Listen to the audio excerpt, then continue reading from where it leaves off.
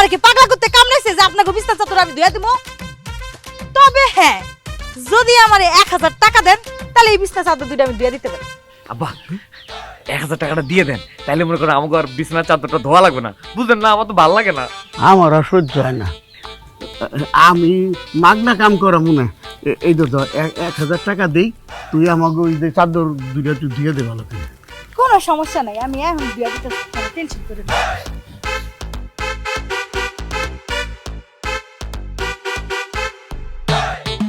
চাচা, এরকম বাজে গন্ধ হইতাছে কেন? এটা কি আর গন্ধ? মুত না হইছে কি, ওই কেরাসিনের গন্ধ, ওই নতুন পুরাই না মিশাই না কেরাসিন তো 2 বোতলে আসছিল। আহারে, কেরাসিনের গন্ধ এরকম চেঞ্জ হয়ে গেছে, সবকিছু কেমন জানি নকল হয়ে গেছে।